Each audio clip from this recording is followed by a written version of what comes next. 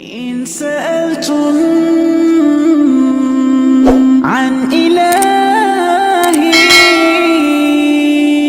فهو الرحمن الرحيم.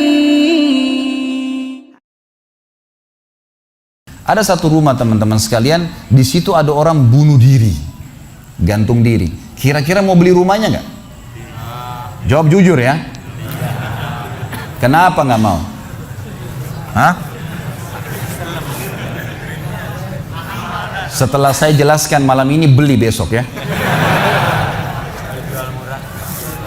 Diskonnya buat saya. Baik. Banyak orang jawabannya takut. Kenapa takut? Ada ruh gentayangan. Baik, simpan contoh itu. Ada contoh kedua teman-teman. Ada satu rumah, tadi bunuh diri ya. Sekarang satu rumah dibunuh oleh perampok. Mau beli rumahnya nggak? Sama juga. Masya Allah cuma 3 orang yang jawab, yang lain berani semua. Nggak mau juga beli. Kenapa? Takut. Ada ruh gentayangan. Teman-teman sekalian, ambil dari saya malam ini dengan izin Allah. Ini ilmu dari wahyu, bukan dari saya. Tidak ada ruh gentayangan. Nggak ada ceritanya dalam Islam kuburan terbuka pocongnya keluar. Nggak ada itu. Nggak ada tangan dari kloset tarik-tarik orang. Itu semua dusta, perusakan akidah dari media-media syaitan nih. Sinetronnya, filmnya, segala macam. Manusia bisa berubah jadi singa lah, bisa beginilah, macam-macam. Dusta, nggak ada dalam Islam, nggak ada. Dari mana dalilnya? Nggak ada ruh gentayangan. Baik, dengarkan hadisnya. Hadis yang mulia, hadis riwayat Bukhari. Suatu hari Nabi SAW pernah mengantar jenazah sahabatnya.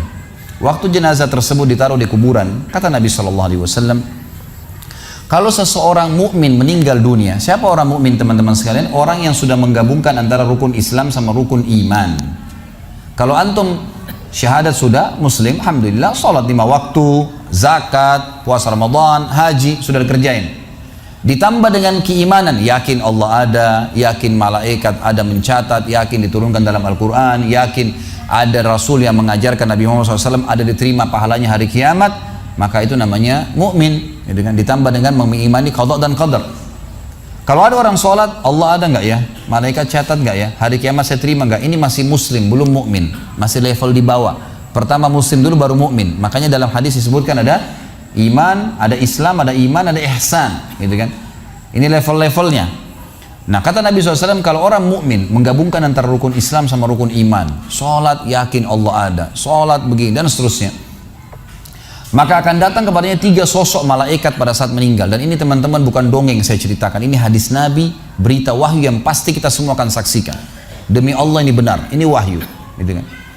Malaikat datang, di kiri kanannya malaikat rahmah yang membawa kain kafan dari surga, yang satu malaikat maut diubun-ubun kepalanya sambil berkata, ya ayyatuhan nafsul mutmainnah irji ila rabbiki radiyatan mardiyah. Hai jiwa yang baik, keluarlah kepada rahmat dan pengampunan Tuhanmu. Kata Nabi SAW, ruhnya keluar lebih mudah daripada air dari mulut kendi, cepat sekali. Begitu keluar, belum sesaat keluar, ditangkap oleh malaikat rahmah, dibungkus dengan kain kafan dari surga, dibawa ke langit. Begitu dibawa ke langit, menembus 7 lapis langit, semua malaikat-malaikat di atas langit sana berkata, ruhnya siapa ini? Sungguh mulia ruh ini. Kenapa?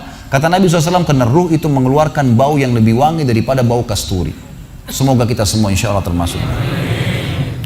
Maka kata Nabi SAW, malaikat rahmah mengatakan, ini fulan bin fulan, namanya yang paling mulia di dunia. Lalu kemudian ditembuskan sampai langit ke-7, lalu kemudian terdengar suara dari langit ke-7. Allah Azza wa Jalla berkata, catatkan hambaku ini termasuk penghuni surga, kembalikan dia di dunia, di sana saya ciptakan, di sana pula saya akan bangkitkan.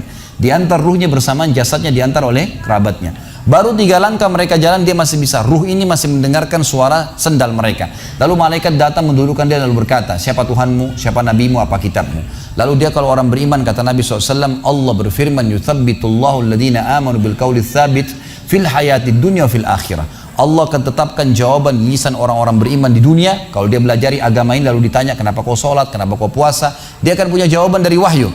Dan di akhirat, kata ulama tafsir, adalah yang dimaksud pertanyaan mungkar nakir atau malaikat di kuburan. Ringkas cerita adalah dia akan menjawab, Tuhanku Allah, Nabiku Muhammad, kitabku Al-Quran.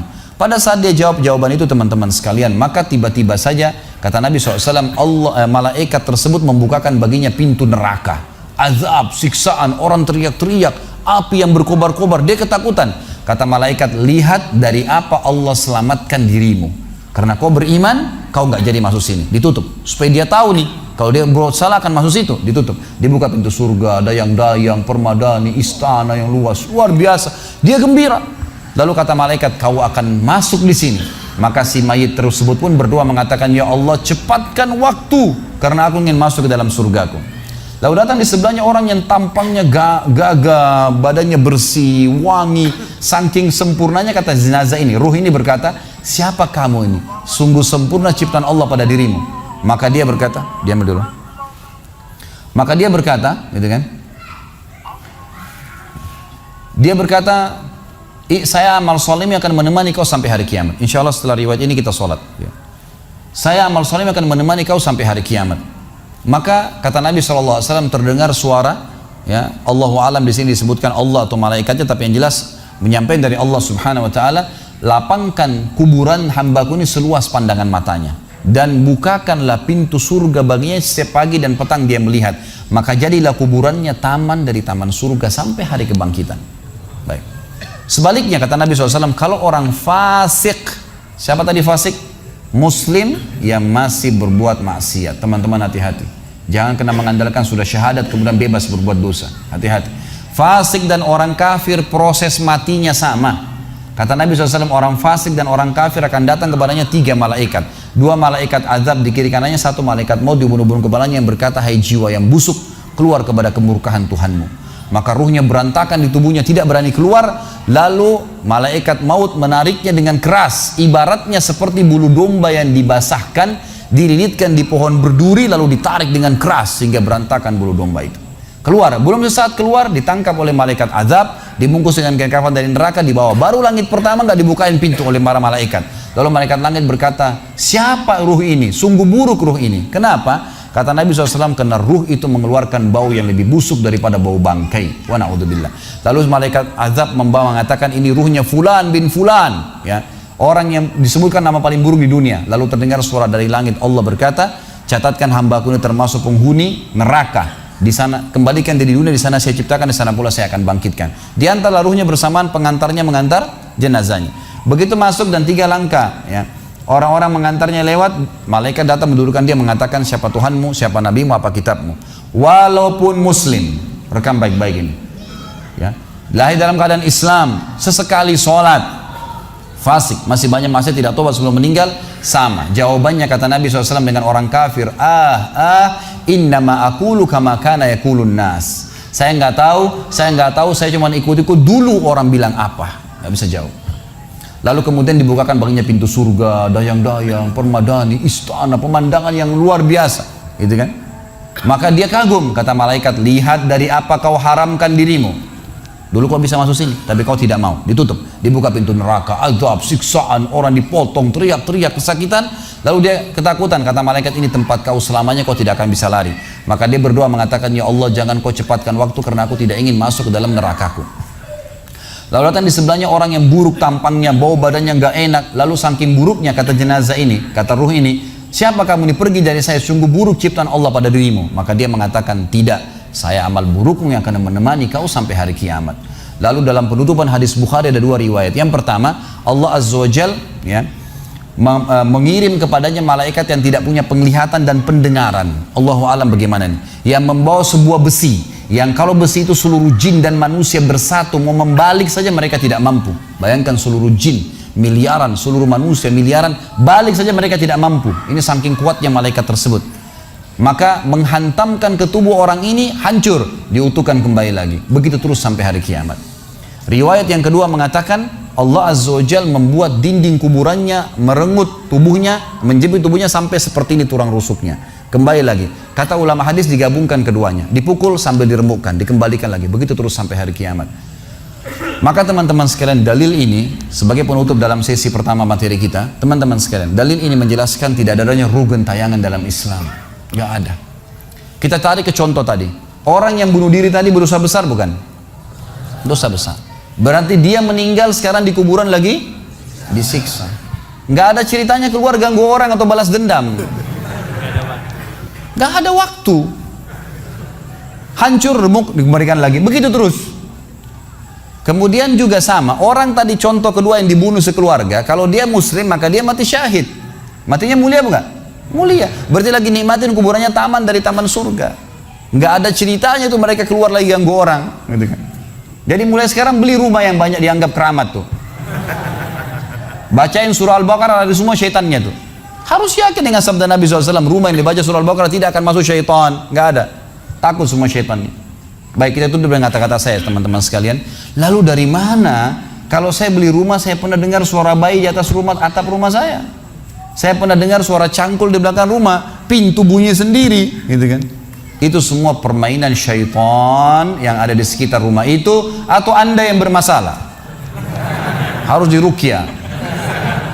Dibacain ayat, ada sihirnya tuh, mungkin pernah mandi dulu ilmu kebal, mungkin pernah ini, mungkin pernah bersemedi, apalah macam-macam yang khurafat ini, maka dia harus diruqyah. Jadi harus diobatin. Baik, begini contohnya, kalau kita lagi lewatin tadi rumah yang orang ada bunuh diri, ini kalau ada syaitan di sini marah dengan saya, tapi saya nggak peduli. Emang dia musuh kita. A'udzubillahi minasyaitonirrajim, gitu kan. Allah hancurin mereka, gitu kan. Yang jelas teman-teman sekalian, kalau kita lewat di rumah yang ada orang bunuh diri, gitu kan. Misal pagarnya 10 meter, begitu kita jalan 1 meter pertama, semua syaitan itu ngerumunin kita tuh. Tuh yang bunuh diri itu perempuan, matanya belalak, rambutnya panjang, keluar darah dari hidungnya. Terus dibisikin. Orang yang takut, manusia yang takut, maka pada saat dia balik ke tempat yang tadi syaitan bisikin dia itu, dia lihat betul nanti perempuan tuh. Karena dia takut, jadi dia bisa lihat. Yang takut saja bisa lihat, yang tidak takut tidak bakal lihat.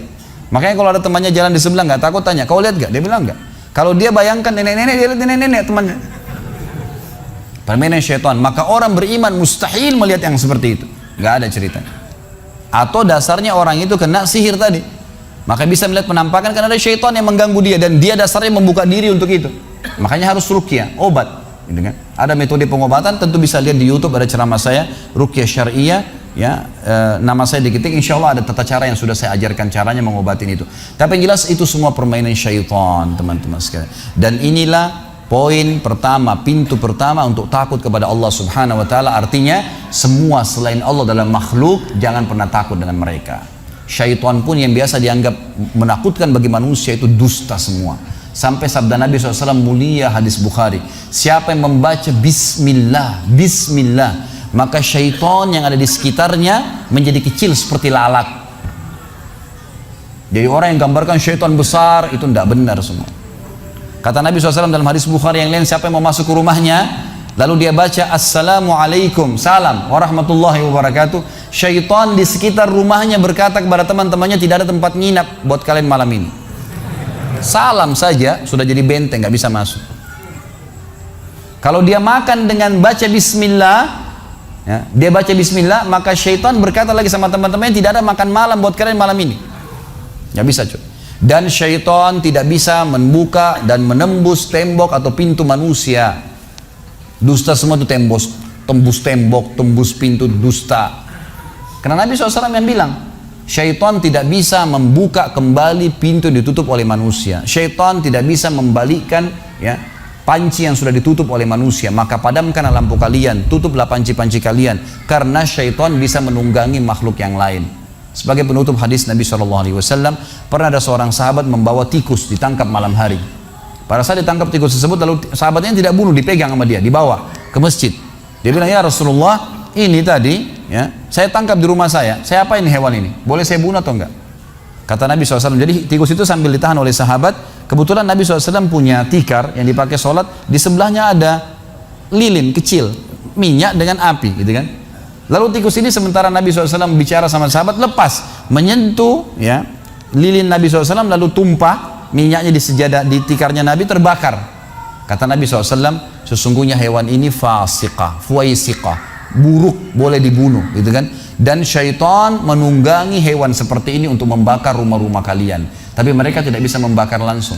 Mereka cuma bisa menggunakan hewan yang kebetulan lewat dan seterusnya. Seperti misalnya syaitan bisa menggoda manusia lain untuk mengganggu kita, gitu kan. Tapi untuk dia langsung tidak ada ceritanya. Itu semua tidak benar, teman-teman sekalian.